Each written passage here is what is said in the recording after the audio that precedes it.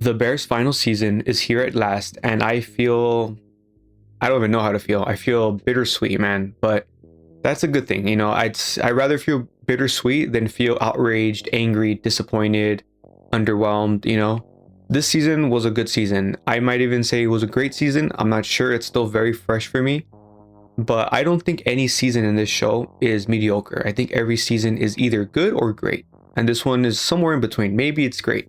But this season was very interesting because it kind of did a lot of things that were familiar and also changing things up. It's very much a new twist on an old lemon. It did things that were just like season one, but at the same time, it was much more character driven and, like the thumbnail suggests, as well as much more cinematic. So let's get into that. So first and foremost, character driven. This season was structured in such an interesting way. Most of this season takes place in one day, which is insane. And I'm not someone who likes to binge shows all in one night. I'm not someone who's like, let me watch 5 or 6 episodes tonight. I'm someone who's more like 2 or 3 episodes, 1 or 2. But the way the season was structured made me freaking watch it all in one night. I was just like, man, I need to keep going. I need to keep going. And by the time I kind of finished that first day, I was like, well, I'm at the end of the season, so might as well do it. So I thought that was such an interesting choice to do that, but it makes perfect sense because the show was less focused on plot and much more focused on characters and much more focused on this one really long day, one intense day where there's a lot of emotions, a lot of aftermath from the previous season, and just watching these characters deal with it. And that's the highest praise I could give this season. Show, don't tell. That is the golden rule of storytelling. And that's exactly what this season does. It just shows you watch these characters deal with it. Of course, it's interesting to watch the chaos of the cooking, the chaos of the logistics of dealing with the rain and dealing with all this external stuff that's going on. And it was so interesting to see the way the characters dealt with it. And I love that because it showed the growth. It did not feel like a rehash of season one. It did not feel like the characters are having the same arguments. The characters are dealing with things the exact same way. And this season did that so many times where it didn't feel like a forced homage of like, oh, remember that scene? But I felt like real fans of The Bear will pick up on certain conversations, certain lines that are said that you could remember. That's from season one. Like that's a mirror from season one. But it's showing how the characters have grown so much and how they're saying the same things, they're in the same situation, but with a very different lens, a very different perspective, and just the way they dealt with things, the way they resolved arguments, the way they dealt with the tension. I just love the way they showed that growth through the situations and through the writing. So now let me get into the cinematic aspect of it. This season, like I said, was incredibly cinematic. Not only did it have the cinematic aspect ratio, which was teased in Gary, if you saw the spin-off episode. And at the time, I thought it was maybe symbolic. It was like surreal, like a dream sequence. Now I know it was just because it was taken from season 5 of The Bear.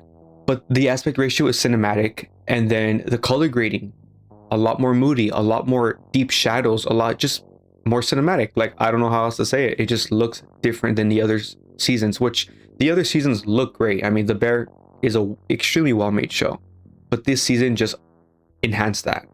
And then on top of that, the overall filmmaking itself, the sound design, the score, which I will get into, the score, and then the aerial shots, they really upped the budget with these montages. I mean, The Bear is known for these amazing fast cut montages, but it always feels so raw and gritty and almost like a documentary. This time there was insane aerial shots that were showing Chicago, showing the weather, and it didn't feel flashy. It didn't feel like, oh, let's show off our new budget.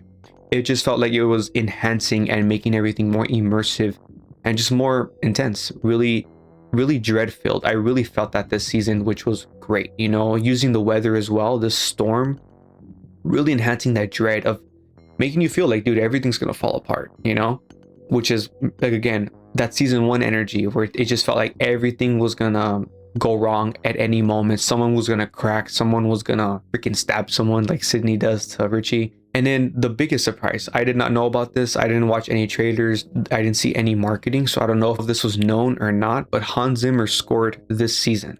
Now, of course, that's freaking awesome. Hans Zimmer is the GOAT. He's one of the greatest composers we have, but at the same time, that means no soundtrack. And I was so surprised by that because I'm someone who loves The Bear. I'm a huge fan of The Bear, and that means I love everything about The Bear. And a big part of the identity of The Bear is the soundtracks. It's Oasis, Weezer, Radiohead, Pearl Jam, the oldies, the Ronettes. And like there's none of that here, and that definitely sucked. But at the same time, it was awesome to have Hans Zimmer's score, and it kind of like, again, it added to this new cinematic flavor that the bear was trying to go for. And honestly, I was okay with it. Like Hans Zimmer's score was actually pretty damn good. Well, that's not that surprising. But so many times it had this really cool beat, this really cool motif that kept building, and I found myself just bopping my head while watching it. And I kept laughing at myself because I felt like the Jay-Z clip where he's like bopping his head with his concerned face.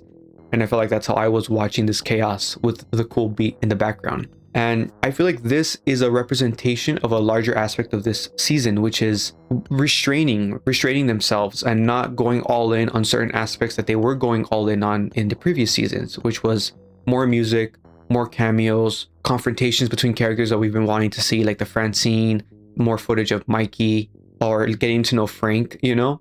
And this season doesn't do any of that. This season as a whole, I feel like just didn't do fan service because it was so focused on character. It was so focused on making things so serious, making things so meaningful. Like the computer would say, I respect that. I think a lot of people might have issues with the romantic aspect, how there's a lot of romantic threads teased throughout this entire series. And in this season, there's not really big payoffs. Instead, it's more just acknowledged enough to where they trust the audience. Like you could put two and two together, and that's it. And same with all the other family members. This season was not focused on any of that. This season was really focused on just the main characters as a whole. I wouldn't say it was just Carmy, Sydney, and Richie. Everyone, Ibra, Tina, Marcus, Sweeps, even the freaking dishwashing guys got acknowledged this season in a pretty funny scene. Ankh has a storyline with the computer that was very insane and entertaining and very funny. And there's a lot of aspects in this season that, even though it was so incredibly cinematic and so controlled and not quite polished, but just controlled, it still felt very much like The Bear, and it still had that very raw energy that I'm convinced that there's so many scenes in this season that were improvised. There's so many scenes that felt hilarious, chaotic, and just silly sometimes that I'm just like, that had to have been an outtake that they just kept in. But I mean that as a compliment. It was really entertaining and funny to see. And just in general, Carmy smiles a lot in this season too, which shows the growth. Again, show don't tell. Showing Carmy just act a little bit differently, but not necessarily being a different character, you know? It's just an evolution of his character. And I feel like that's just what this season did. This season just showed you where these characters are at, and was subtle in the way it showed them settle into their path. Not necessarily a big moment, a big monologue, a big confrontation. It was just like, watch these characters settle in. And to me, that was the catharsis to see that. Which brings me to the Carmy ending, I guess. The acknowledgement of what's he gonna do now. Personally, I feel like it's left up for interpretation, even though there is a surface level at face value answer. Like, he's gonna do this, you know? And I feel like you could just take it for what it is and be like, I guess this is Carmy's path. But personally, I feel like other things happen, again, in showing you, not telling you. I feel like Carmy does certain things towards the end of the season that make me think, maybe not, you know? And I saw an interview with Jeremy Allen White where he kind of indirectly acknowledges this and says how he feels that Carmy has not fully made up his mind. He has made up his mind that he's going to go on a path, but not necessarily like, I'm going to do this, I am going to do that, this is my new identity now. That is not set in stone. You know, Carmy is he's still growing, you know? We just reached the end of this particular arc in his life. So I'm wondering, like, is there going to be a spin-off show, like a show about the beef? And then maybe Carmy and Sydney and Richie, they're going to like pop in every now and then, but the show's going to be focused on Ibra and the other guys.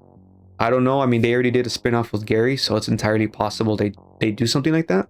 If they don't, I'm totally content. I'm totally satisfied with this ending. And yeah, just in general, I really did like this season. Now I guess I'll just ramble on The Bear, because like I said, I love this show with a passion. I'm a massive fan of it since the very beginning, and time flies, man. Like, I have a distinct memory of watching the first season in my room, and my nephew was here, and he walked into the room, and he was a little toddler. He barely learning how to walk, and it was an adorable little moment. Luckily, it was a calm moment in the season. It wasn't one of the scenes where there was crazy cussing and yelling. And he came in with me, saw like a minute, and then he waddled off, you know. And now my nephew is 5 years old, and it's just crazy to just think about the passing of time, you know, the passing of how fast this show went by, and I just love it, man. I love it. It's so sad to see it go, but I'm so glad it's ending on such a high note.